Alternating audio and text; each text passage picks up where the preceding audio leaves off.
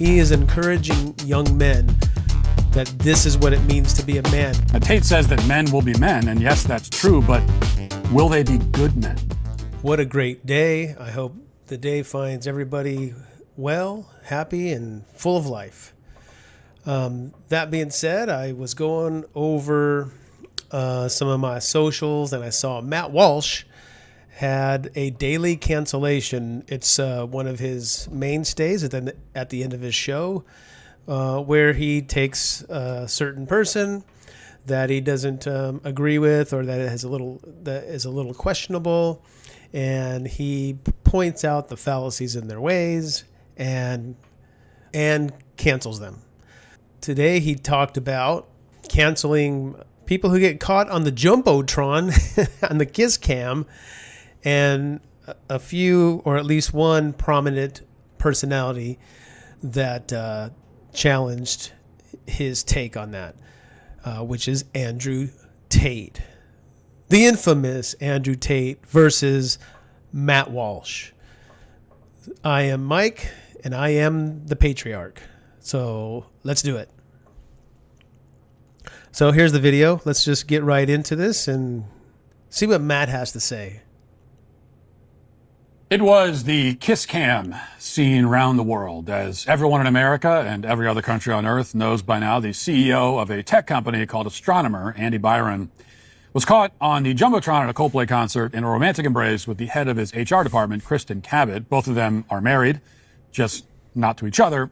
Oops. Although we can expect that their marital statuses may be rapidly changing after this video went mega viral, massively, massively viral. We haven't seen anything this viral since Hawk Tuah. Okay, this is Hawk Tuah territory.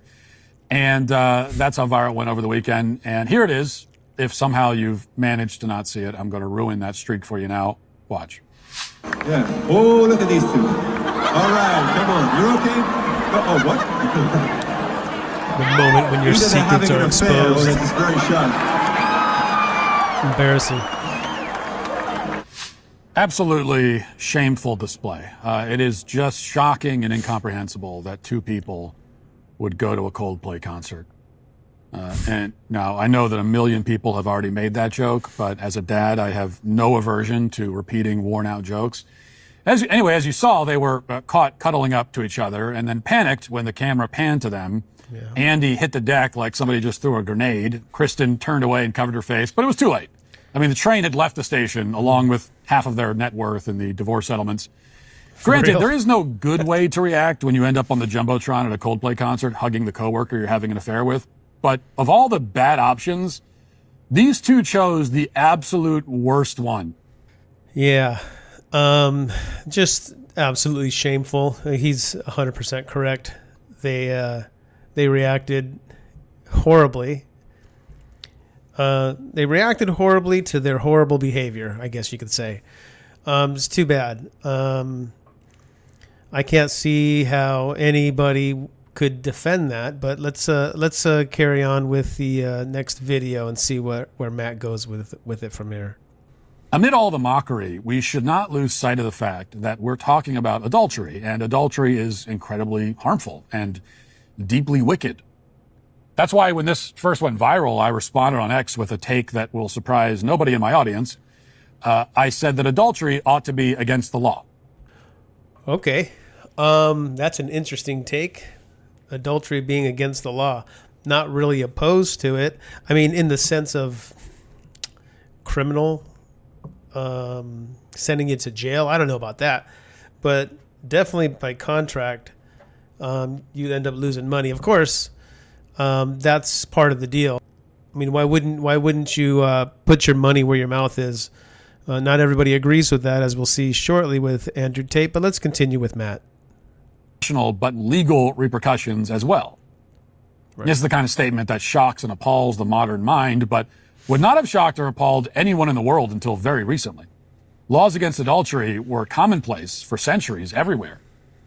And I'm not saying that we should criminalize adultery solely for that reason, but when the voices of our ancestors speak up unanimously on a subject, it's wise to at least listen to them.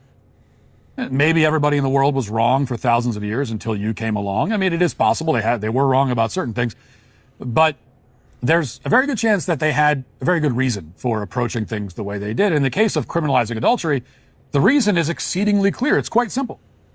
Adultery is a deeply evil act that causes grave harm to other people. Well, I think that's the point too. You give your word. Matt will make a mention to this, but those that are Christians know about this too. You make an oath before God and before your wife and your wife's family and your family that you're gonna keep your word. I give my word to be faithful in sickness and in health, and but we're not just letting them down, like family going upward with parents and grandparents and that, but you are really letting down your children. And there's really no excuse for that. Just for selfishness, just for a fling, just so for a good time at a crappy Coldplay. Who goes to Coldplay? What the heck? Oh man, you should be going to a concert with real musicians. Just kidding. Don't get all upset. It's not my fault they suck. Anyway, yeah, Matt makes a good point. Namely, your spouse, your children, your family. Oh, there you go. And to a lesser, though still very good real point, extent, Matt. especially in this case, your friends, your colleagues, and your community. Yeah. Now, I would argue that if an act is A, deeply evil, which adultery is, and B, it causes grave harm to innocent third parties, which adultery clearly does, then by definition, it should be illegal. Laws quite literally exist to prohibit such behavior, which is why I could provide a laundry list of things that are an order of magnitude less harmful than adultery that are nonetheless illegal. He's not wrong. Still have a hard time with jail time for adultery, but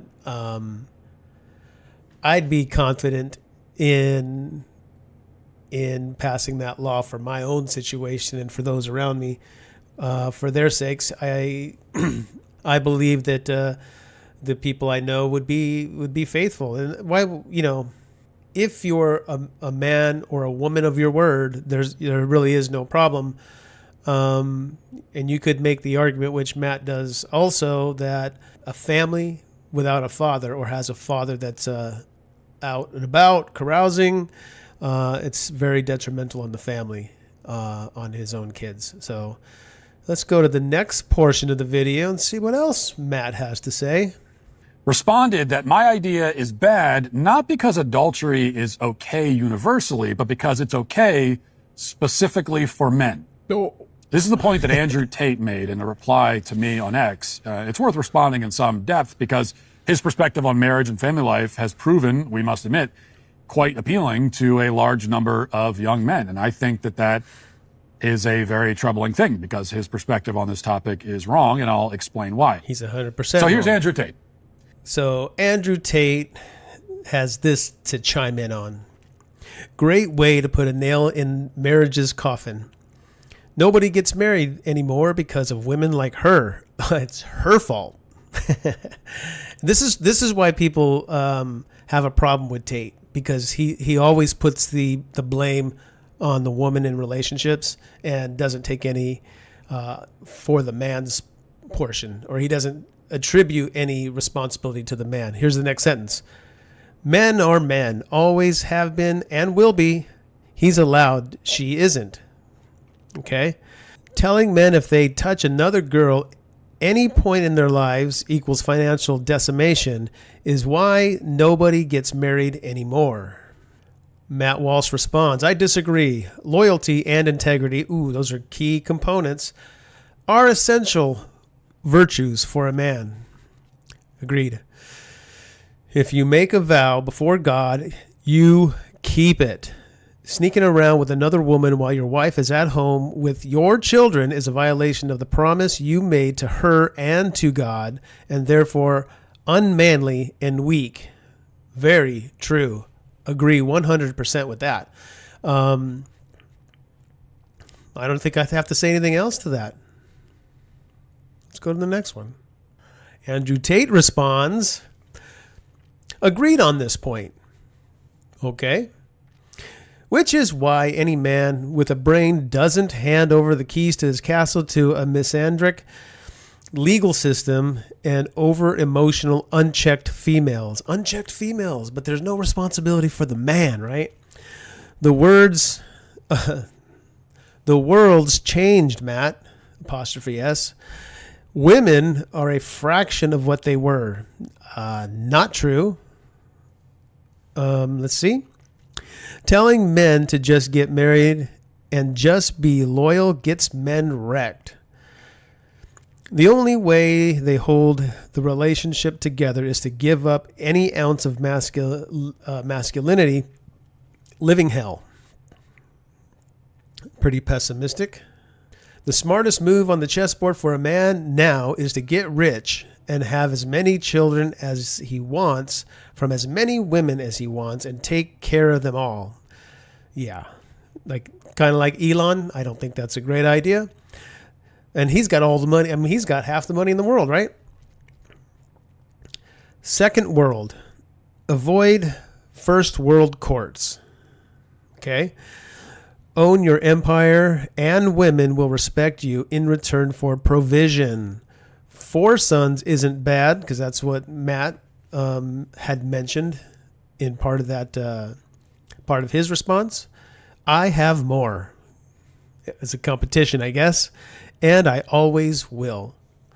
Well, good for you, man. Like that's your claim, is you'll have more kids than the rest of us, and no woman can steal my hundreds of millions. How did he make that hundreds of millions? Marriage is suicide. Feminists built a world where females have no duty as wives and every possibility to destroy you. I kind of have to agree with that. If you can't change the game, win the game. Okay, well, yeah, so a lot of his view is based on his idea of feminism. And I don't think he's wrong in that feminism is what has undercut the relationship of the marital unit. It has undercut it by giving a grandiose goal for women to have, either to aspire to be what men are, the worst part of men, or to separate themselves and be independent in their thoughts and not be a united front.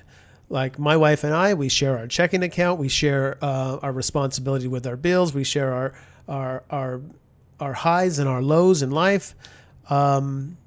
There's nothing we don't share, and I don't know how that wouldn't be a win for most people. I'm not saying there's not struggles. There are, but if we have struggles, we struggle together.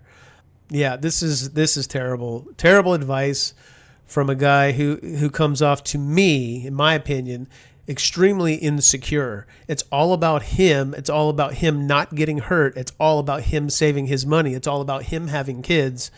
And it just doesn't ring true.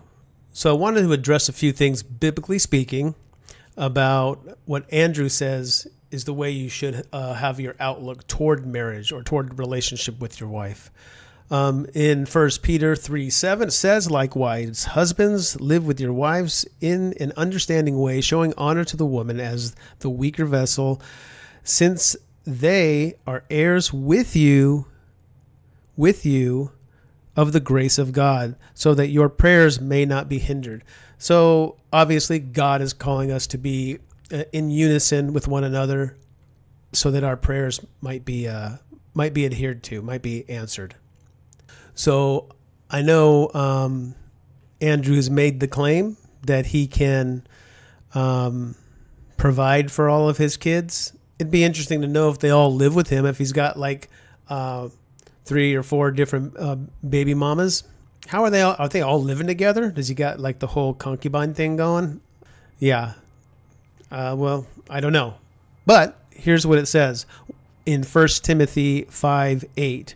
But if anyone does not provide for his relatives, and especially the members of his own household, he has denied the faith and is worse than an unbeliever. So this is referring to people who are Christian, which is funny. When people get married, that's where marriage comes from, is from Christianity. It comes from the Bible, it comes from Judaism. So, yeah, is it any surprise that an unbeliever would act like an unbeliever? Of course. I know Andrew Tate in the past has shifted from one religion to the other because he doesn't feel that Christians are tough enough. So you make a decision on what faith you follow based on how tough you think the congregation is? Or do you make a judgment on which one is true? If you have no basis in truth for your religion, then you don't have a religion. So he says to have as many women, so Andrew says to have as many children with as many women as you want. Have as many children as you want, have as many women as you want. But Genesis 2:24 says this, therefore a man shall leave his father and his mother and hold fast to his wife, and they shall become one flesh. So no, that is not a provision that's allowed. So wrong, you will not find anywhere in the Bible where polygamy is endorsed, encouraged. You'll only find that it's mentioned in there, and it's only mentioned in there as a historical fact of certain old patriarchs of the past. But it was never God. Show me where God ordains polygamy, or where Jesus says polygamy is good or okay or endorses it. He doesn't. So let's move on. So Andrew is basically chasing money, chasing fame, chasing women. So let's see what Titus 2:12 has to say about that. Training us to renounce ungodliness and worldly passions. That's exactly what he's doing. And to live self-controlled, upright, and godly lives in this present age. It doesn't seem like, at least by the Bible standard, that he's living up to his responsibilities as a man. He's only serving self. And it's unfortunate that this man has such the platform that he does, and he chooses to use it on the backs of other people, or women on their backs. That's what made him famous. That's where he made a bunch of his money.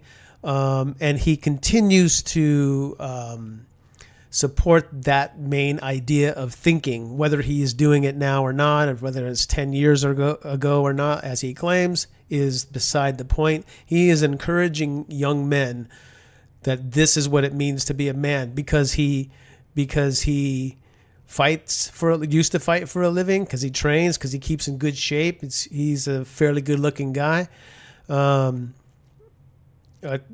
Over 6 foot. I mean, he's got a lot of attributes that are, in his favor. He's got some money, but that is exactly the point. Those are the things that do not really matter. None of that stuff is going with us when we pass from this earth. What is he going to have when he passes on? Legacy? For what purpose? Anyway, that's my thoughts on the situation. So I'd just like to speak to any of the young men out there that think this guy is somebody to follow.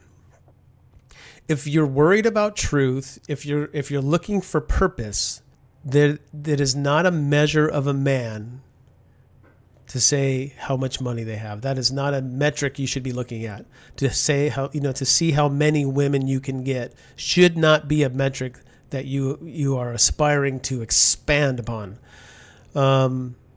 Things like Matt spoke about: integrity, trustworthiness, being an honest man. Those are the things that are important, because those are the things you're going to pass down to your children.